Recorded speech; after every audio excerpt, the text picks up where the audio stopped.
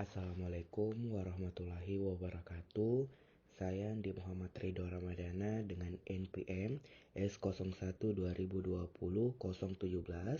dengan Prodi Administrasi Pembangunan Negara Politeknik Setiawan Makassar. Pada kesempatan ini saya ingin mempresentasikan 3 kementerian beserta tugas, fungsi, wewenang, dan program-program yang akan dijalankan oleh ketiga kementerian yang saya presentasikan nantinya. Nah, yang pertama itu adalah Kementerian Agama. Nah, di sini Kementerian Agama tersebut mempunyai fungsi, tugas, dan program-program yang akan dijalankan. Nah, untuk tugas dan fungsinya saya akan presentasikan di slide selanjutnya. Nah, ini adalah fungsi dan tugasnya. Yang pertama itu adalah perumusan, penetapan dan pelaksanaan kebijakan di bidang bimbingan masyarakat Islam, Kristen, Katolik, Hindu dan Buddha dan Konghucu, penyelenggaraan haji dan umrah, dan juga pendidikan agama dan keagamaan.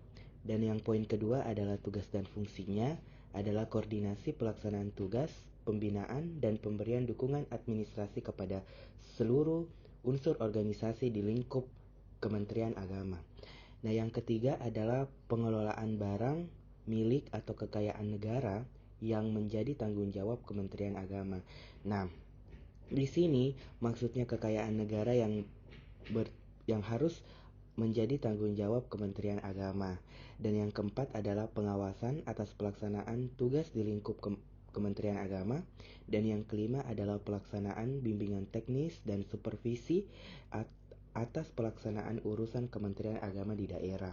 Nah, yang saya ingin jelaskan sedikit yaitu adalah poin ketiga, pengelolaan barang milik negara yang menjadi tanggung jawab Kementerian Agama. Contohnya saja adalah asrama haji yang ada di Kota Makassar.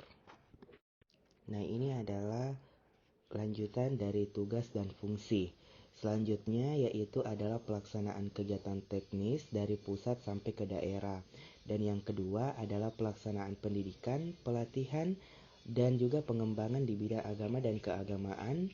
Yang kedua adalah pelaksanaan penyelenggaraan jaminan produk halal dan melaksanakan dukungan substantif kepada seluruh unsur organisasi di lingkup Kementerian Agama.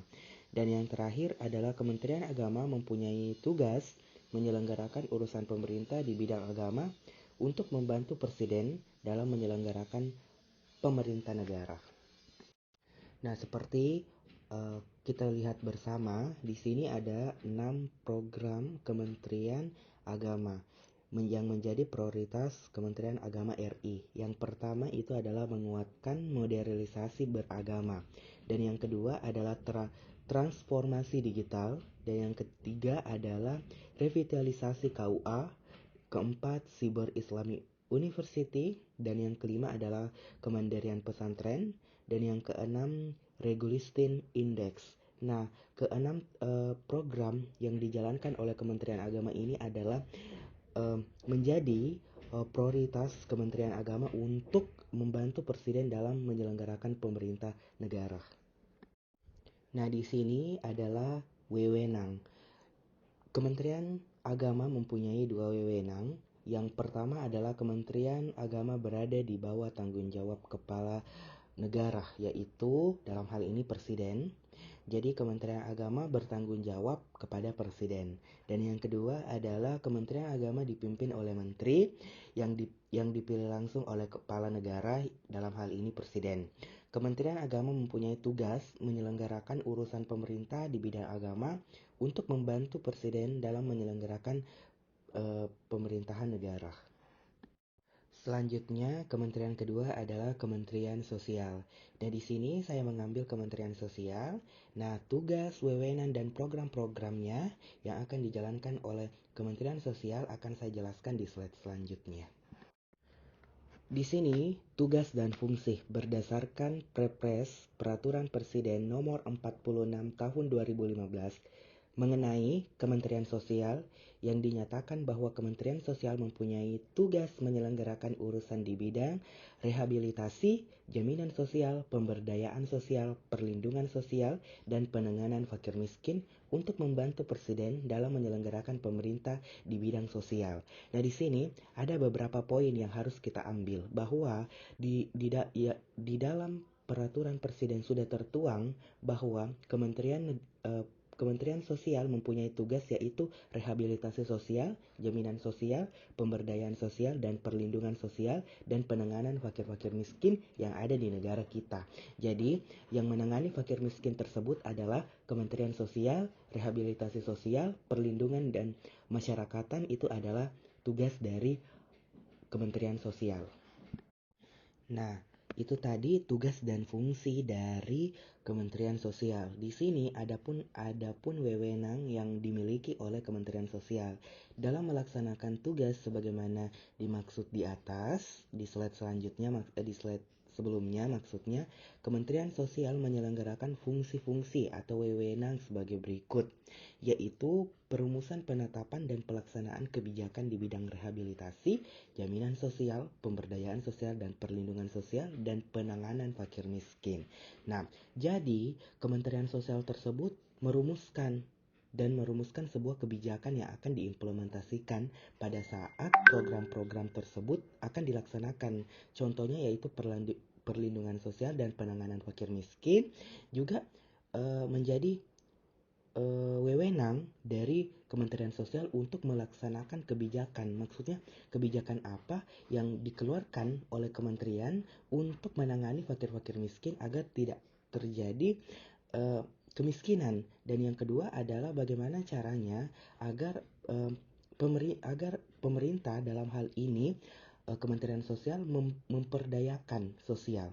Maksudnya memperdayakan masyarakat-masyarakat yang ada di sekitarnya. Contohnya anak jalanan, contohnya merehab masyarakat yang terkena HIV dan segala macam. Itu adalah tugas dari wewenang Kementerian Sosial untuk merehab masyarakat-masyarakat yang mempunyai masalah-masalah yang terjadi di lingkup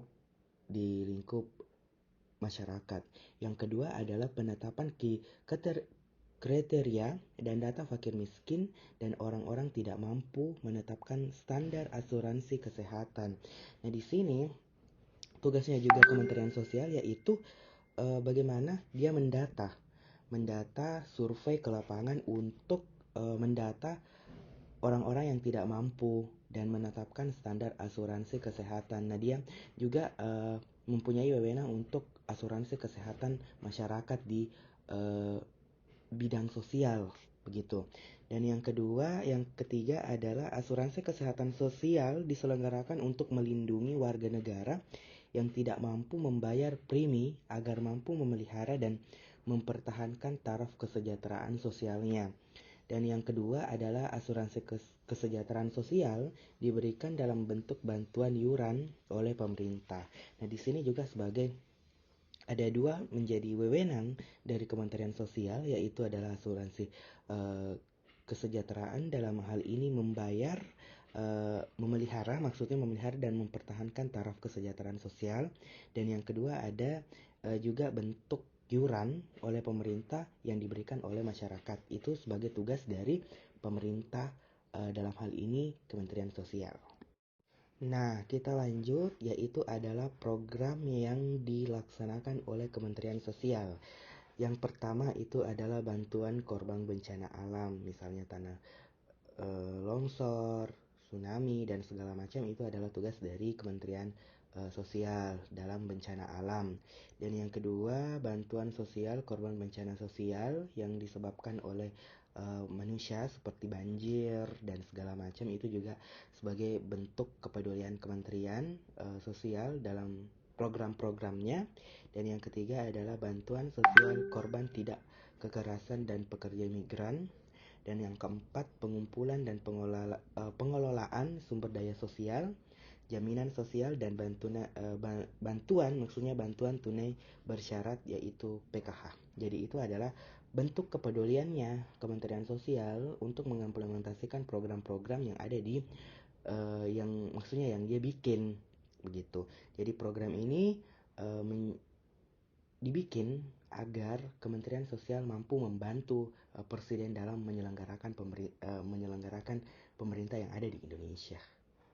Nah, di sini ada program pemberdayaan sosial yang meliputi pemberdayaan sosial keluarga, kelompok, dan masyarakat yang mengalami masalah kesejahteraan sosial agar tidak memenuhi kebutuhan secara mandiri. Dan yang poin kedua yaitu adalah meningkatkan peran serta lembaga dan persorangan sebagai potensi dan sumber daya dalam menyelenggarakan kesejahteraan sosial. Nah, pemberdayaan tersebut juga dalam program pemberdayaan sosial tersebut juga memerlukan pihak eksternal dari Kementerian Sosial agar program-program itu bisa tercapai. Nah, di sini pemberdayaan sosial dilakukan melalui 5 cara, yaitu meningkatkan kemampuan dan kemauan, menggali potensi dan sumber daya yang dimiliki oleh masyarakat, dan yang ketiga adalah menggali nilai-nilai dasar yang dimiliki oleh masyarakat, dan yang keempat pemberian akses atau pemberian bantuan usaha. Nah, di sini juga pemberdayaan komunitas adat terpencil juga itu masuk di pemberdayaan sosial. Dan yang kedua adalah pemberdayaan keluarga. Dan yang ketiga adalah pemberdayaan kelembagaan sosial masyarakat. Dan yang keempat pelestarian nilai kepahlawanan, kepartisipan dan kesetiakawanan sosial. Jadi ini adalah bentuk yang saya tadi sebutkan, pemberdayaan komunitas adat terpencil dan sebagainya, itu juga masuk di program pemberdayaan sosial. Nah, di sini juga pemberdayaan sosial juga dilakukan dalam bentuk diagnosa dan pemberian motivasi kepada masyarakat.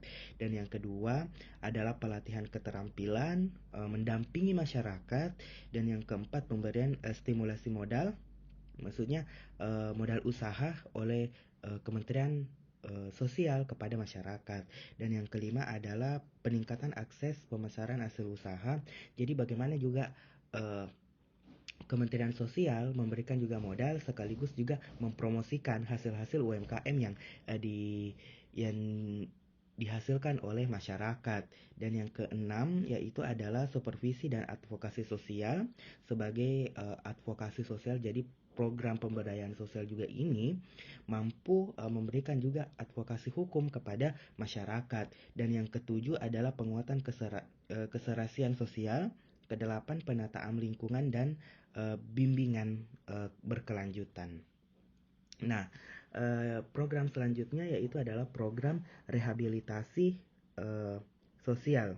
Nah, di sini rehabilitasi sosial yang dimaksud untuk memulihkan dan mengembangkan kemampuan seseorang yang memiliki disfungsi sosial agar dapat melaksanakan fungsi-fungsi sosialnya secara wajar. Rehabilitasi sosial dapat dilakukan secara persuasif, motivatif, koreksif, dan juga baik dalam lingkungan keluarga, masyarakat maupun panti sosial. Nah, di sini juga programnya Kementerian Sosial yaitu merehab masyarakat Indonesia yang mempunyai disfungsi sosial dalam artian sakit dalam arti disabilitas dan juga sebagainya. Dan rehabilitasi sosial diberikan dalam bentuk motivasi dan diagnosa psikologi, dan juga perawatan dan pengasuhan, pelatihan vokasional, dan bimbingan kewirausahaan. Nah, bimbingan kewirausahaan ini juga masuk di rehabilitasi sosial agar yang sakit tersebut bisa nantinya keluar dari rehab tersebut bisa berkembang lebih baik begitu. Bimbingan mental spiritual juga masuk di psikologi, bimbingan fisik, bimbingan sosial dan konseling psikologi, pelayanan aksesibilitas, bantuan dan asisten sosial, bimbingan resosialisasi, bimbingan lanjut dan rujukan. Program-program rehabilitasi juga meliputi pelayanan sosial anak, pelayanan sosial lanjut usia, pelayanan rehabilitasi sosial penyandang cacat, dan juga pelayanan rehabilitasi sosial korban penyalahgunaan nafsa, dan juga pelayanan rehabilitasi sosial tunas sosial. Jadi kelima program rehabilitasi sosial yang meliputi yang saya tadi sebutkan itu adalah bentuk kepedulian Kementerian Sosial dalam masalah-masalah sosial yang terjadi di dalam masyarakat begitu. Dan yang terakhir adalah program penanganan fakir miskin.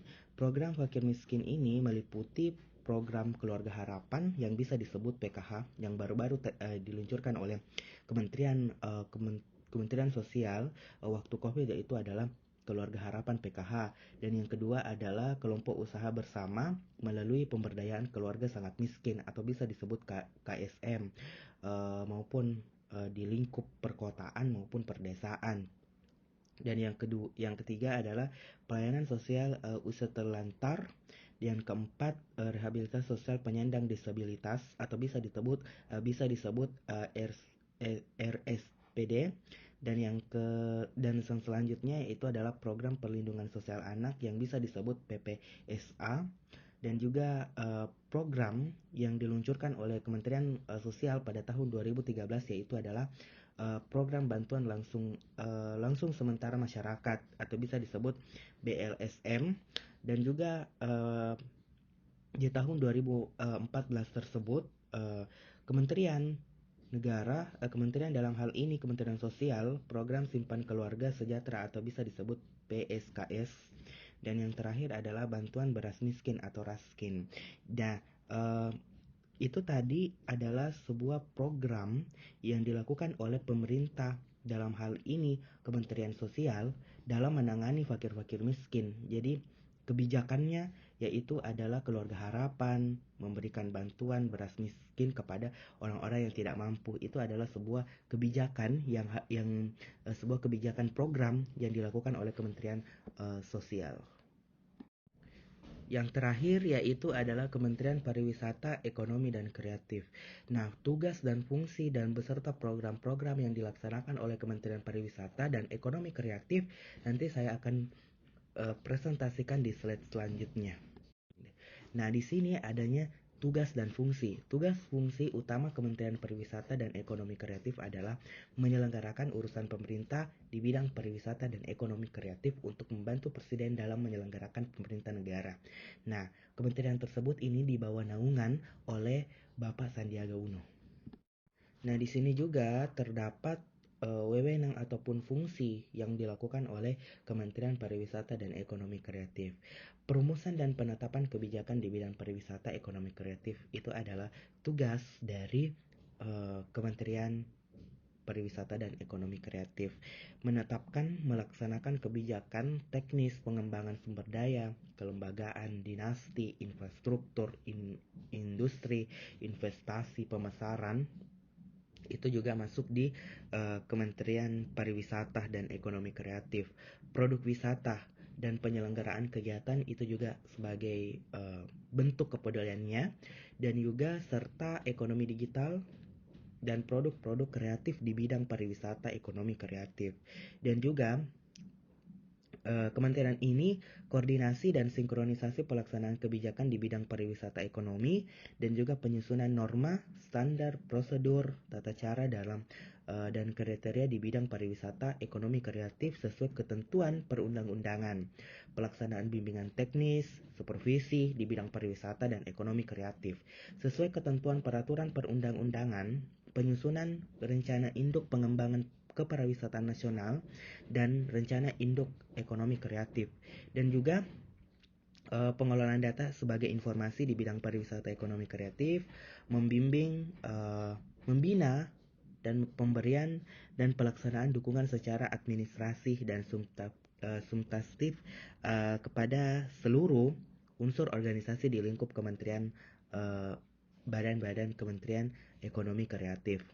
Dan juga koordinasi pelaksanaan tugas, pastinya pembinaan dan pemberian dukungan administrasi kepada seluruh SKPD organisasi di lingkungan kementerian ataupun badan-badan lainnya yang terkait pariwisata, pengelolaan barang milik negara yang menjadi tanggung jawab Kementerian Negara, dan juga pengawasan atas pelaksanaan tugas di lingkup kementerian ataupun badan-badan lainnya.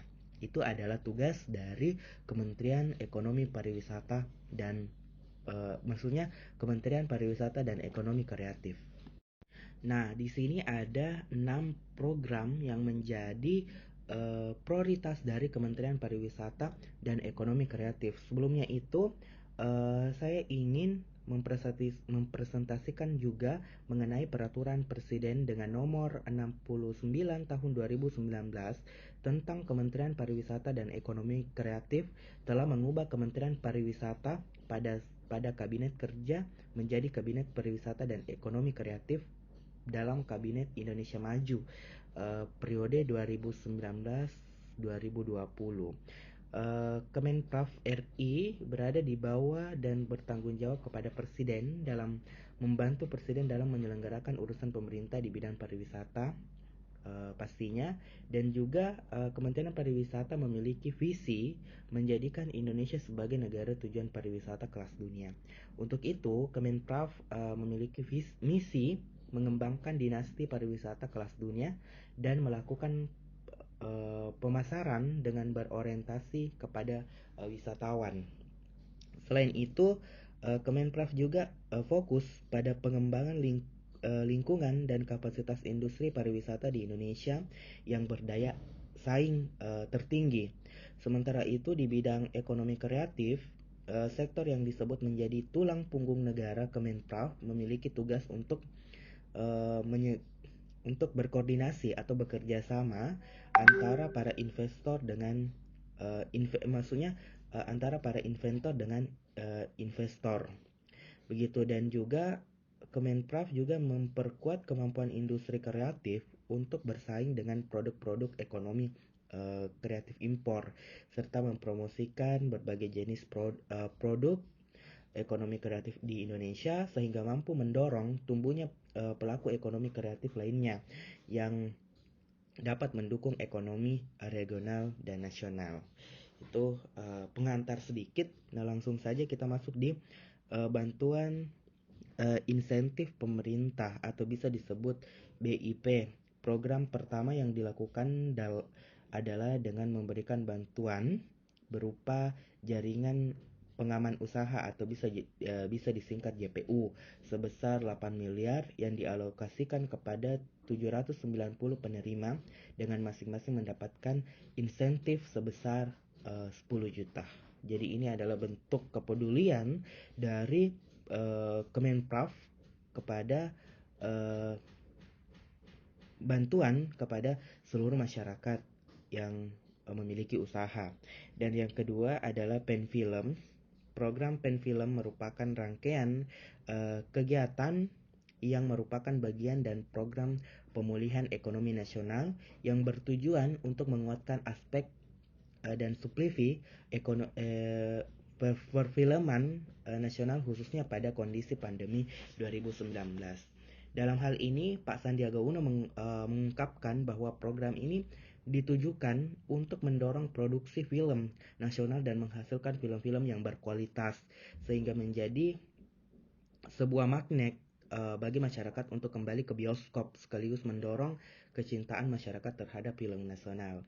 Nah, seperti kita ketahui bahwa baru-baru ini saja ada film yang berjudul KKN di Desa Penari. Ini sangat didorong oleh Kemenparekraf untuk berinovasi dan juga mungkin film ini juga sebagai bentuk kepeduliannya Kemenparekraf terhadap perfilman yang ada di Indonesia. Nah, selanjutnya Pak Sandi juga mengatakan bahwa kita berikan 20 rumah produksi yang telah ditetapkan sebagai penerima bantuan dengan total anggaran 33 miliar. Masing-masing rumah produksi mendapatkan bantuan sebesar 1,5 miliar untuk skema produksi. 53 penerima bantuan telah ditetapkan yang mewakili rumah produksi dan komunitas perfilman lainnya. Terdiri dari film pendek, film dokumenter, dan juga total nilai bantuan sebesar 12,93 miliar. Itu adalah bentuk kepedulian dari perfilman yang diungkapkan oleh Pak Sandiaga Uno sebagai Menteri Pariwisata dan Ekonomi Kreatif. Sementara itu, untuk skema produksi diberikan kepada 50 orang rumah produksi dengan 88 proyek film panjang, dokumenter panjang, melaksanakan praproduksi film meliputi tahap persiapan dan bagian dari proses produksi secara development sebesar 69 miliar. Dan yang selanjutnya yaitu adalah bantuan pemerintah bagi usaha pariwisata. Selain itu juga bantuan pemerintah bagi usaha pariwisata yang merupakan bantuan pemerintah dalam rangka kreativitas usaha yang diberikan kepada usaha pariwisata yang terdaftar pada online Kementerian tahun 2018 hingga 2020.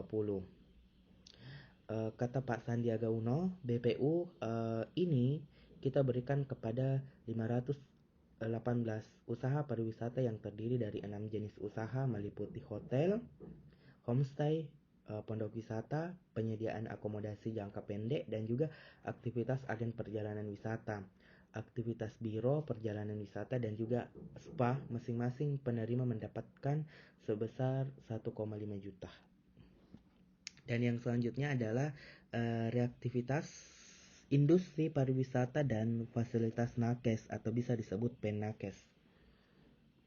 Nah, di sini program kreativitas industri pariwisata melalui penyediaan akomodasi, fasilitas pendukung lainnya, serta sarana transportasi bagi tenaga kesehatan dan tenaga penunjang fasilitas kesehatan pengamanan COVID-19 di Indonesia. Nah, ini adalah program yang diluncurkan oleh Kementerian Pariwisata dan Ekonomi Kreatif pada saat COVID di Indonesia, yaitu adalah COVID-19. Yang kelima adalah stimulasi Bangga Buatan Indonesia, yaitu adalah BBI. Kemenparekraf juga menghadirkan bantuan PEN-BBI, yakni stimulasi Bangga Buatan Indonesia. Program ini bertujuan untuk membantu bergeraknya perekonomian melalui sektor ekonomi kreatif lokal dengan memberikan stimulasi berupa voucher, pembelian produk, dan juga kuliner di Indonesia. Nah, dana yang dikeluarkan oleh kementerian itu adalah sekitar 15 miliar setiap orangnya. Dan juga ada sertifikat CIS, di mana sertifikat ini berbentuk kebersihan ataupun kesehatan dan keamanan, di mana ataupun kelestarian lingkungan, di mana masing-masing terus digalakkan oleh pemerintah, para pelaku usaha di industri pariwisata dan ekonomi kreatif hingga tahun 2022 masih terus diupayakan kepada seluruh sektor pariwisata dan ekonomi kreatif memiliki sertifikat tersebut. Hingga saat ini sebanyak 11.986 usaha yang bersertifikat di berbagai wilayah Indonesia.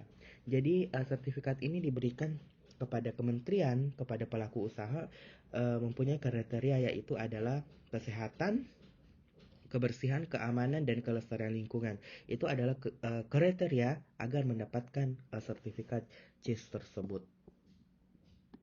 Nah, itulah tadi 3 kementerian yang mempunyai fungsi, tugas, dan wewenang beserta program yang saya presentasikan.